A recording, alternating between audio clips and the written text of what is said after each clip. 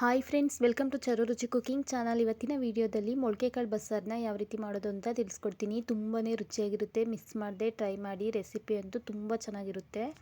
ಹಾಗೆ ತುಂಬ ಸುಲಭವಾಗಿ ಮಾಡ್ಕೊಳ್ಬೋದು. ಬಸ್ಸಾರನ್ನ ಯಾವ ರೀತಿ ಮಾಡೋದು ಅಂತ ಒನ್ ಬೈ ಒನ್ ತಿಳಿಸ್ತಾ ಹೋಗ್ತೀನಿ. ವಿಡಿಯೋನ ಸ್ಕಿಪ್ ಮಾಡದೆ ಕೊನೆವರೆಗೂ ನೋಡಿ. ಬನ್ನಿ ನೋಡೋಣ ಹೇಗೆ ಮಾಡೋದು. ಮೊದಲಿಗೆ ಮೊಳಕೆ ಕಾಳು ತೊಗೊಂಡಿದ್ದೀನಿ.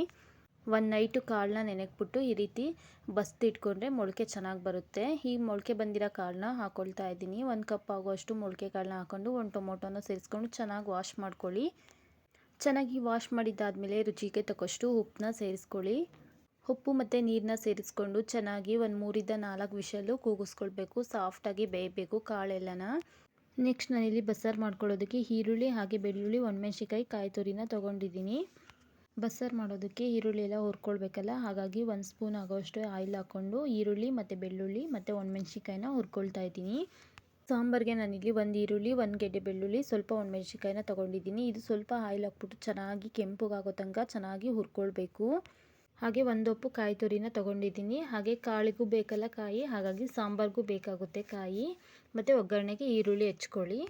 ಲಾಸ್ಟಲ್ಲಿ ಇದೆಲ್ಲ ಚೆನ್ನಾಗಿ ಕೆಂಪುಗಾದ್ಮೇಲೆ 1 ಸ್ಪೂನು ಜೀರಿಗೆ ಹಾಕ್ಕೊಂಡು ಚೆನ್ನಾಗಿ ಒಂದ್ಸಲ ಫ್ರೈ ಮಾಡ್ಕೊಳ್ಳಿ. ನೋಡಿ, ಈ ರೀತಿ ಕಲರ್ ಚೇಂಜ್ ಆಗೋವರೆಗೂ ಹುರ್ಕೊಂಡ್ರೆ ಸಾಕಾಗುತ್ತೆ. ಇದಾಗಿದೆ, ಇದನ್ನು ಸೈಡಲ್ಲಿ ಇಟ್ಟಿಟ್ಕೊಳ್ಳಿ. ನೆಕ್ಸ್ಟ್ ಆವಾಗಲೇ ಕೂಗ್ಸೋದಕ್ಕೆ ಇಟ್ಟಿದ್ವಲ್ಲ ಮೊಳಕೆ ಕಾಳನ್ನ, ಇವಾಗ ಚೆನ್ನಾಗಿ ಬೆಂದಿದೆ. ನೋಡ್ತಾ ಇರ್ಬೋದು, ಓಪನ್ ಮಾಡಿ ತೋರಿಸ್ತಾ ಇದ್ದೀನಿ. ಚೆನ್ನಾಗಿ ಸಾಫ್ಟಾಗಿ ಬೆಂದಿದೆ. ಇದನ್ನು ಚೆನ್ನಾಗಿ ಕಾಳು ಸಪ್ರೇಟು ಮತ್ತು ನೀರು ಸಪ್ರೇಟು ಮಾಡಿ ಸೈಡಲ್ಲಿ ಎತ್ತಿಟ್ಕೊಳ್ಳಿ. ಹಾಗೆ ಟೊಮೊಟೊನು ಸೈಡಲ್ಲಿ ತಕ್ಕೊಳ್ಳಿ. ನೆಕ್ಸ್ಟ್ ಒಂದು ಮಿಕ್ಸಿ ಜಾರ್ಗೆ ಟೊಮೊಟೊ ಹಾಗೆಯೇ ಸ್ವಲ್ಪ ಮೊಳಕೆ ಕಾಳು ಹಾಕ್ಕೊಳ್ಳಿ. ನೆಕ್ಸ್ಟ್ ಆವಾಗಲೇ ಹುರಿದಿಟ್ಕೊಂಡಿರೋಂಥ ಈರುಳ್ಳಿ ಮತ್ತು ಬೆಳ್ಳುಳ್ಳಿ, ಒಣಮೆಣ್ಸಿಕಾಯಿನ ಸೇರಿಸ್ಕೊಳ್ಳಿ. ಸ್ವಲ್ಪ ಕಾಯಿ ತುರಿನೂ ಸೇರಿಸ್ಕೊಳ್ಳಿ, ಒಂದು 2ರಿಂದ 3 ಟೇಬಲ್ ಸ್ಪೂನ್ ಆಗೋವಷ್ಟು. ನೆಕ್ಸ್ಟ್ ಸ್ವಲ್ಪ ಕೊತ್ತಂಬರಿ ಸೊಪ್ಪನ್ನ ಸೇರಿಸ್ಕೊಂಡು ಸ್ವಲ್ಪ ಅದೇ ನೀರಿರುತ್ತಲ್ಲ, ಕಾಳು ಬೇಯಿಸಿದ ನೀರನ್ನು ಹಾಕ್ಕೊಂಡು ಚೆನ್ನಾಗಿ ನುಣ್ಣಗೆ ಗ್ರೈಂಡ್ ಮಾಡ್ಕೊಳ್ಬೇಕು. ನೋಡಿ, ಈ ರೀತಿ ನುಣ್ಣಗೆ ಗ್ರೈಂಡ್ ಮಾಡ್ಕೊಳ್ಳಿ. ತುಂಬಾ ಚೆನ್ನಾಗಿರುತ್ತೆ ಸಾಂಬಾರಂತೂ. ನೆಕ್ಸ್ಟ್ ಇದನ್ನ ಒಂದು ಪಾತ್ರೆಗೆ ಸೇರಿಸ್ಕೊಳ್ಳಿ. ಇದೆಲ್ಲ ಪಾತ್ರೆಗೆ ಸೇರಿಸ್ಕೊಂಡಾದಮೇಲೆ ಅದೇ ಕಾಳು ಬೇಯಿಸಿದ ನೀರಿರುತ್ತಲ್ಲ ಸಪ್ಪೆಸರು, ಅದನ್ನು ಇದಕ್ಕೆ ಮಿಕ್ಸ್ ಮಾಡ್ಕೊಳ್ಬೇಕು. ಚೆನ್ನಾಗಿ ಮಿಕ್ಸ್ ಮಾಡಿಕೊಂಡು ಉಪ್ಪು ಖಾರ ಎಲ್ಲ ಇವಾಗಲೇ ನೋಡ್ಕೊಳ್ಳಿ. ಸ್ವಲ್ಪ ಏನಾದರೂ ಉಪ್ಪು ಸಾಲ್ಟೇಜ್ ಇತ್ತು ಅಂದರೆ ಹಾಕ್ಕೊಳ್ಳಿ. ಹಾಗೆ ನಾನಿಲ್ಲಿ ಒಂದು ಸ್ವಲ್ಪ ಹುಣಸೆ ರಸನ ಸೇರಿಸ್ಕೊಳ್ತಾ ಇದ್ದೀನಿ. ಹುಣಸೆ ರಸನೂ ಅಷ್ಟೇ ಟೊಮೊಟೊ ಹಾಕಿರ್ತೀವಲ್ಲ ನೋಡಿಕೊಂಡು ಹಾಕ್ಕೊಳ್ಳಿ. ನೆಕ್ಸ್ಟ್ ಇದಕ್ಕೆ ಒಗ್ಗರಣೆ ಮಾಡ್ಕೊಳ್ಳೋಣ ಬನ್ನಿ. ಅದೇ ಕಡಾಯಿ ತೊಗೊಳ್ಳಿ. ಕಡಾಯಿಗೆ ಸ್ವಲ್ಪ ಆಯಿಲ್ ಹಾಕ್ಕೊಳ್ಳಿ. ಆಯಿಲೆಲ್ಲ ಬಿಸಿ ಆದಮೇಲೆ ಸಾಸಿವೆ ಹಾಗೆ ಒಗ್ಗರಣೆಗೆ ಹಚ್ಚಿಟ್ಕೊಂಡಿರೋ ಈರುಳ್ಳಿನ ಸೇರಿಸ್ಕೊಂಡು ನೆಕ್ಸ್ಟು ಕರ್ಬೇವಿನ ಸೊಪ್ಪು, ಸ್ವಲ್ಪ ಒಣಮೆಣ್ಸಿಕಾಯಿನ ಹಾಕ್ಕೊಂಡು ಚೆನ್ನಾಗಿ ಫ್ರೈ ಮಾಡ್ಕೊಳ್ಳಿ. ಇದೆಲ್ಲ ಫ್ರೈ ಆದಮೇಲೆ ಸ್ವಲ್ಪ ಇದರಲ್ಲೇ ಒಗ್ಗರಣೆ ತೆಗೆದು ಸಾಂಬಾರಿಗೆ ಹಾಕ್ಕೊಳ್ಬೇಕು. ಒಗ್ಗರಣೆ ಎಲ್ಲ ಫ್ರೈ ಆಗಿದೆಯಲ್ಲ, ಒಗ್ಗರಣೆನ ಸ್ವಲ್ಪ ಸಾಂಬಾರಿಗೂ ಹಾಕಬೇಕು. ಮತ್ತು ನೆಕ್ಸ್ಟು ಆವಾಗಲೇ ಕಾಳೆಲ್ಲ ಇಟ್ಕೊಂಡಿದ್ವಲ್ಲ, ಕಾಳಿಗೂ ಅಷ್ಟೇ ಕಾಯೆಲ್ಲ ಮಿಕ್ಸ್ ಮಾಡಿಕೊಂಡು ಒಗ್ಗರಣೆ ಮಾಡ್ಕೊಳ್ಬೇಕು.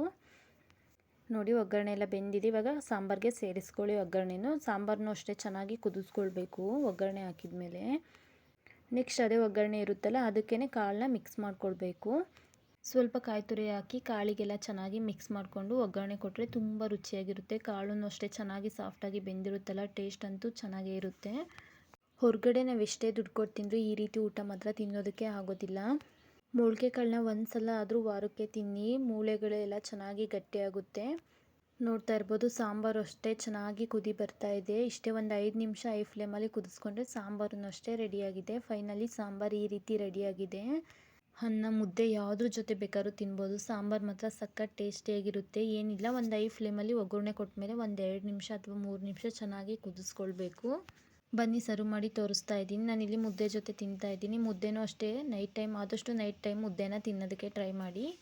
ಇಷ್ಟೇ ಇವತ್ತಿನ ವಿಡಿಯೋದಲ್ಲಿ. ಸಿಗೋಣ ನೆಕ್ಸ್ಟ್ ವಿಡಿಯೋದಲ್ಲಿ. ಹಾಗೆ ನನ್ನ ಚಾನಲ್ ಯಾರೆಲ್ಲ ನೋಡ್ತಿದ್ರೆ ಪ್ಲೀಸ್ ಸಬ್ಸ್ಕ್ರೈಬ್ ಮಾಡ್ಕೊಳ್ಳಿ. ವಿಡಿಯೋನ ಕೊನೆವರೆಗೂ ನೋಡಿ. Thank you for watching.